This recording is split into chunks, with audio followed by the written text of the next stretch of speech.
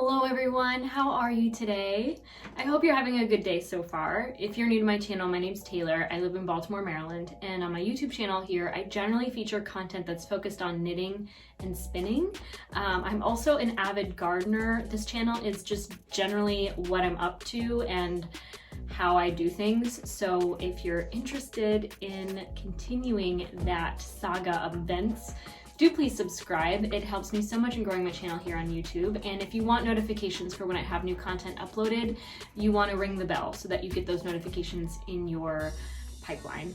I premiere my weekly podcast videos every Sunday morning at 9 a.m. So if you're here for the premiere, hello, join us in the chat. Anyway, I have Star Baby Moonchild on my lap, as I typically do. At the moment I start talking, she just leaps up and joins me. I do want to start too by thanking all of you who donated to the Show Your Soft Side Street Kitty Fund. I have TNR'd over a dozen cats, and that colony over the last 6 or 7 years has shrunk to just about 5 kitties that I continually feed in the morning and at night. And this past Wednesday, Tabby with White came to dinner with a very, very swollen face. I reached out to a local cat advocate, a former neighbor of mine, Chris Northrup. She's amazing. I have to shout her out right now because she has done so much for cats in the Baltimore City community. Because of you guys and people on the Facebook, fundraiser feed, we were able to generate, as of today, over $575 to go towards the kitty fund. That far exceeded Tabby with White's needs, but it is going to go towards helping other kitties just like him, and I am just so grateful to you all for helping me and just giving a shout out to this wonderful organization that helps people in my community. If you're thinking about giving now, maybe consider helping kitties in your own local area, because I feel like we've done so much so far, and Baltimore is just one place on this map, and there are kitties everywhere. And there's also other things happening in the world too that I'm sure are worthy of a spotlight. Let's get into the Gr8 Gingham Pullover of 2022, and I'm going to share with you all the slight modifications I made throughout, the things that I really strongly wish I had done differently, questions I have about the pattern, and the neck modification, which I will note in detail below in case you're interested in applying the same modification to your own making of this design. This sweater is a bottom-up raglan shaped shoulder. It is knit in the round. The sleeves are done separately and then they're joined, where you work then decreases to the neck, and the neck in the pattern is very simple. Once you finish the decreases, you then just switch to ribbing and do ribbing. And I don't like to wear sweaters without neck and shoulder shaping, so I incorporated that into the making of my version of this pattern. As soon as I saw the gingham sweater on Instagram, I really fell in love with it. I knew I was going to keep my eye out for it when it came out. And when I saw that she was looking for testers, I immediately volunteered right away. I got approved, and then I saw the pattern and I realized there was no neck shaping, and I thought, oh no, I have to do that. I can't not do that. So I'll get into the details of how I did some shaping to the neck. In retrospect, I wish I had done more because, well, there's two things that kind of conflate one another, and we'll get into that in a second, but I want to start with the beginning. The red sample was knit in a size 40, and it's modeled on a person with a bust that's 36 inches. So the red sweater is worn with 4 inches of positive ease. And then there is a blue sample on the designer that's a short sleeve version, and that was knit in the 51 inch size garment, modeled on a 53 inch bust. So the second sweater, the short sleeve blue sweater, is modeled with 2 inches of negative ease. So there's 2 samples to observe, and one has 4 inches of positive ease, the other has -2. And a lot of the times we're choosing patterns to knit based on our bust measure. So this pattern is written for sizes extra small through 5X, and I just want to give a disclaimer: extra small means nothing. It's just a relative you know, label to apply to a measure. There's no like standardization of like what is extra small as far as I know. I mean, of course there is, but not really. It's not scientific. In this design, size extra small correlates to a size 28-inch chest measure, which I'm not. I'm closer to a 32. I fluctuate between like 31, 32, maybe 33. I don't know if it depends. Like, but I just say 32 because that's like the round number. It's most often noted things. And, you know, depending on the expansion of the chest or even like my posture, that can change slightly. So theoretically, from the start in reading this design, I'm a size small. It says that the finished garment measures, and the extra small garment measures 36.5 inches. The small garment measures 40 inches. Now, at this point here, I wish that I had gone to my favorite sweater, which happens to be this one. It is the sweater that I just, I'm obsessed with the fit of. I previously knit this design in mohair held double, and I loved the process of making it so much. I've made it again, but I modified it. I worked the yoke differently than the pattern noted to make it a little bit deeper. After I had finished the Gr8 Gingham, I measured that the bust of this sweater is 40 inches. The small size Gr8 Gingham is 40 inches. The size small chest of the ducat is also 40 inches. So had I thought about that, I would have maybe chosen the size 40-inch bust for the Gr8 Gingham. It's noted that this sweater is designed with 3.5 to 8.5 inches of positive ease. So if you're just not aware, maybe you're not a garment knitter yet, but positive ease is the amount of space between your physical body and the outer edge of the garment. Okay. So 36.5 inches is already 4.5 inches greater than my bust measure of 32. So I have the choice to knit a garment that's 4.5 inches with positive ease, or 8 inches of positive ease. I really could choose either size and they should fit depending on how much ease I want. I went with a smaller size because I thought, I haven't seen this garment on anyone with 8.5 inches of positive ease. 8.5 to me seems like a lot. In retrospect, it's not, because my favorite sweater has about that much. It has 8 inches of positive ease. Around, not really so much the chest, because I modified it to have somewhat of a deeper yoke, so the shoulder shaping kind of overlaps the bust at its widest point. But I digress. It's closer to 8 inches than it is 3.5 or 4. So I went with the extra small because I was making my decision based off of the finished garment measures versus the chest measure of the wearer. And I do recommend people make choices based on that until you know how you like your sweaters to fit, and taking into account the general shape of your body. Not everyone has broad shoulders like I do and a very small chest. Some people have narrower shoulders. Some people have a larger bust. Personally, I don't feel like this sweater flatters my form very well.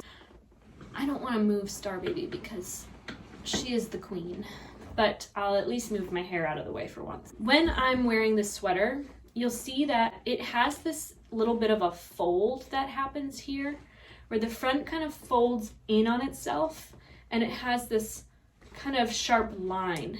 And what that does is it makes me look like I have less of a chest. It makes me look, ow, why are you biting me?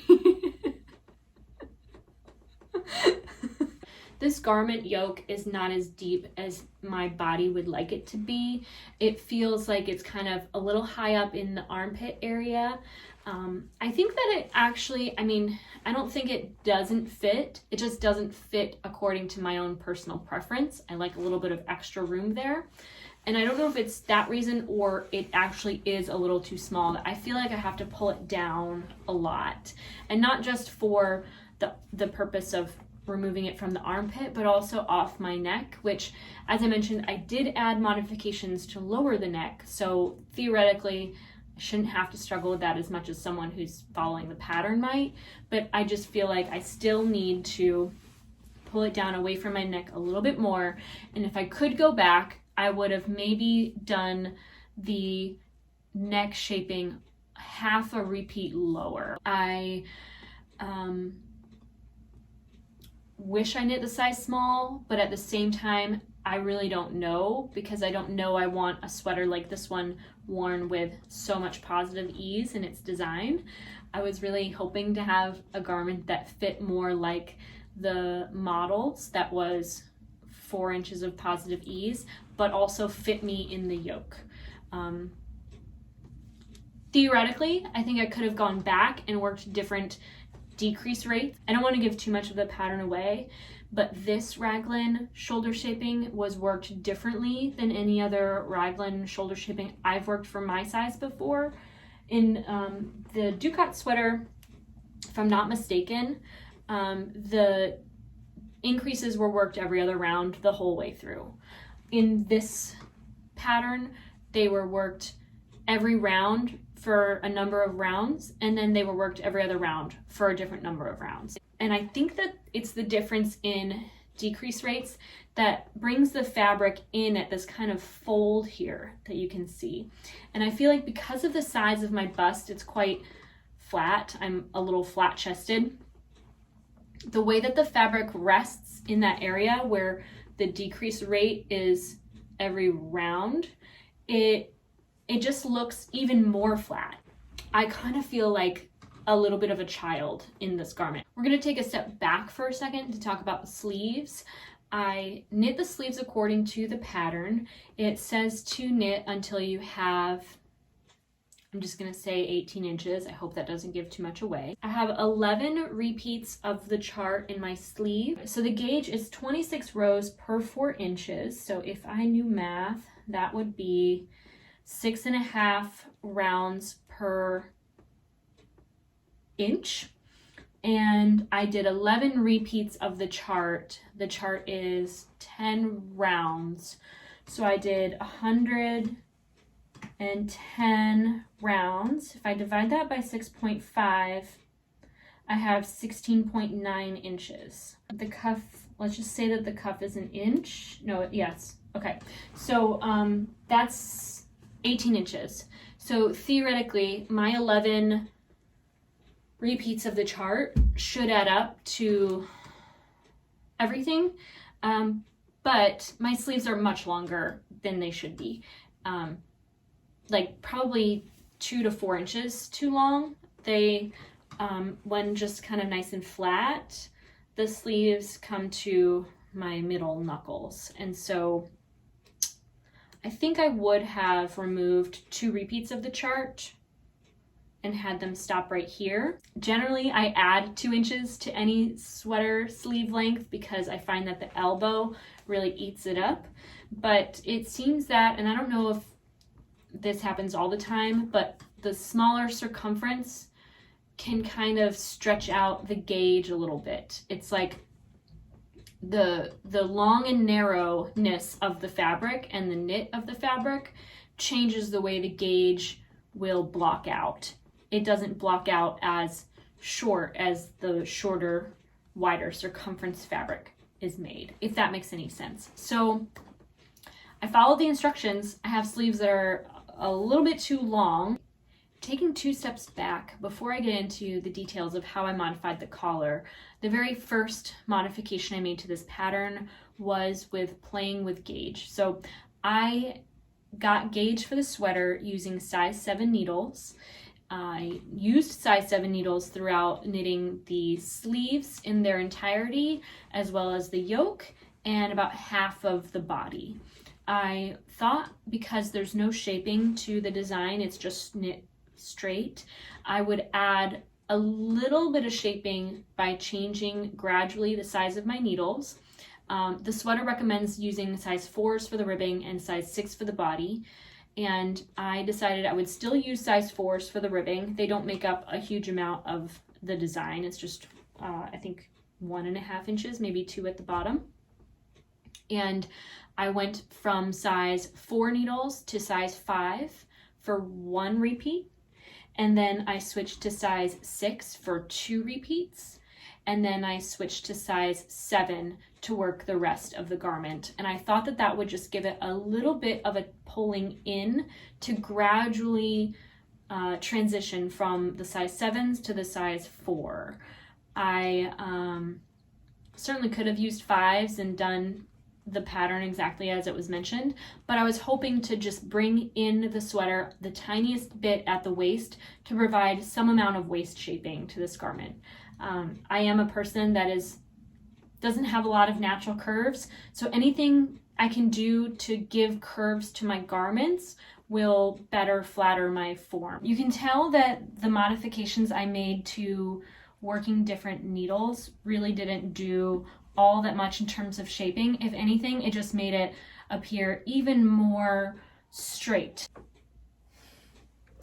I'm gonna get a little closer so that I can share in detail how I modified the collar to this design. I was working the garment, I was trying it on as I continued the yoke, and I decided that just prior to the final repeat of the chart, which is,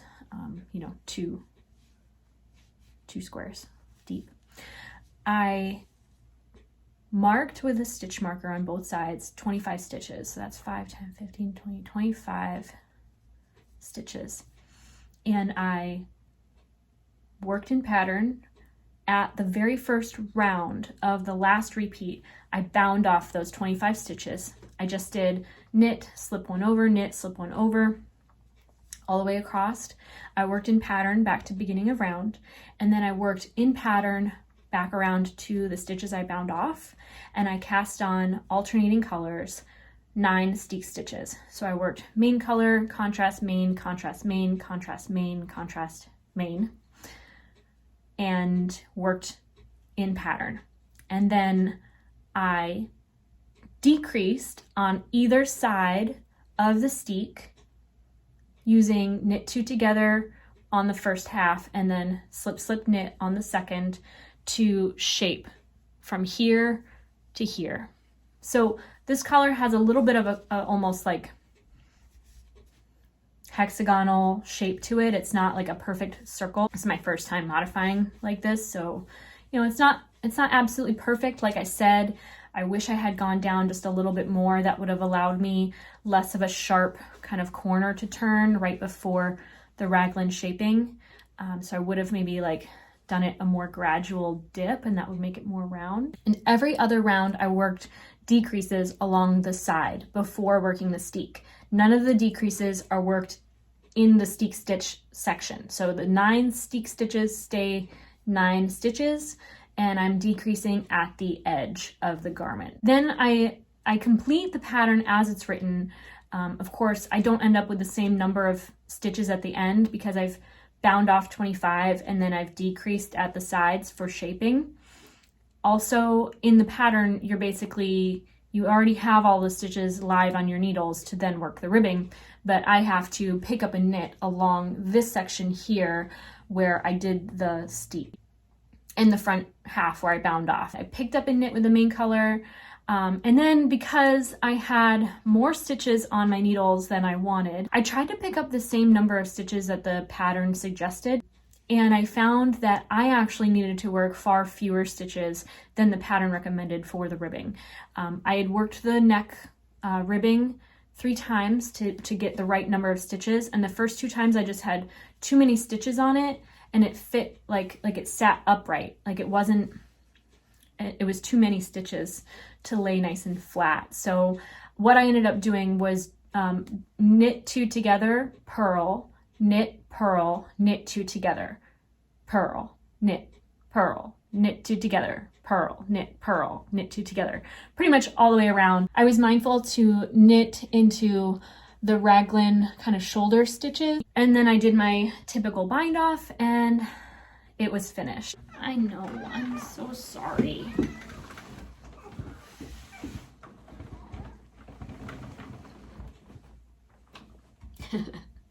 I don't know if I would recommend this sweater pattern for a beginner knitter.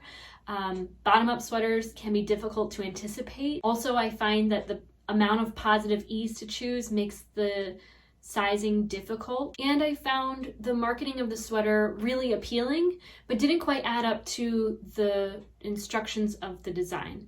For instance, the garment worn on the designer was with 2 inches of negative ease, but with a sweater designed for positive ease, in my size, which do I choose? Because if I'm knitting the smallest, I have no option to wear with the same ease as modeled.